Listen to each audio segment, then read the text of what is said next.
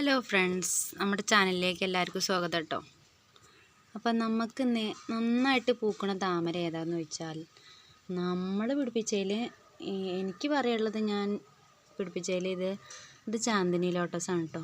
ഇത് ഡോർമെൻസി ആയിട്ട് നിൽക്കുകയാണ്.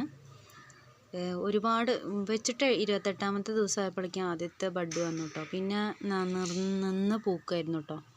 പ്രത്യേകിച്ച് വളമൊന്നും പിന്നെ കൊടുത്തിട്ടൊന്നും ഉണ്ടായിരുന്നില്ല. ഇതങ്ങനെ പൂത്തുകൊണ്ടിരിക്കുക. പറിക്കണം എന്ന് വിചാരിച്ചിങ്ങനെ നിന്നപ്പോഴാണ് പിന്നെ ഈ 2 ബഡ് വന്നത് കേട്ടോ. ഇലകളും വരുന്നുണ്ട്, ബഡും വരുന്നുണ്ട്. ഇതൊരു ബഡ്, അതൊന്ന് വിരിഞ്ഞ് കൊഴിയാറായിരുന്നു കേട്ടോ. പിങ്ക് നിറമായിട്ടാട്ടോ ഉണ്ടാവുക. എന്നിട്ട് പിന്നെ അവസാനം ആകുമ്പോഴേക്കും വെള്ള നിറത്തിലാവും കേട്ടോ. നല്ല സ്മെല്ലാണേ. നല്ലൊരു ട്രോപ്പിക്കൽ വെറൈറ്റി എന്ന് ചോദിച്ചാൽ ചാന്ദിനി ലോട്ടസാണ്.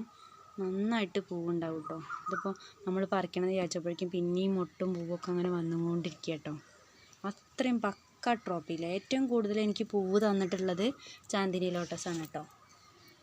നമ്മുടെ വീഡിയോ ഒക്കെ നോക്കിയാൽ കാണാം, കൂടുതലായിട്ട് നിൽക്കുന്നത് ചാന്ദിനിയാണ് കേട്ടോ.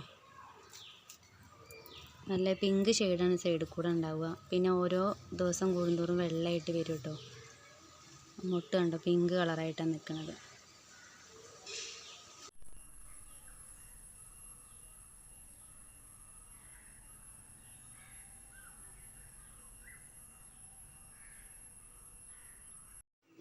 മൊട്ടായപ്പോഴുള്ള ഫോട്ടോ ആണ് കേട്ടോ. ഇത് മൊട്ടായപ്പോൾ നമ്മൾ എടുത്ത് വെച്ച ഫോട്ടോ ആണ്. മൊട്ടായിട്ട് നിൽക്കണ കാണാൻ നല്ല ഭംഗിയാണ്. നല്ലൊരു റോസാണ്, നല്ല സ്മെല്ലും ആണ് കേട്ടോ. അധിക സമയത്ത് നമ്മൾ വിരിയിപ്പിച്ച് കൊടുക്കേണ്ടതായിട്ട് വരലുണ്ട്. അടിയിലത്തെ ഇതൾ കൊഴിഞ്ഞു പോകുമ്പോഴാണ് നമ്മൾ താമര വിരിയിപ്പിച്ച് കൊടുക്കുക കേട്ടോ. അപ്പോൾ അല്ലെങ്കിൽ നല്ല വെയിലൊക്കെ ഉണ്ടെങ്കിൽ വിരിയിപ്പിച്ച് കൊടുത്തിട്ടുള്ള ഓരോ ചിത്രങ്ങളാണ് കേട്ടോ. ഇത് ഓരോ ദിവസങ്ങൾ കഴിഞ്ഞിട്ടുള്ള ചിത്രങ്ങളാണ്.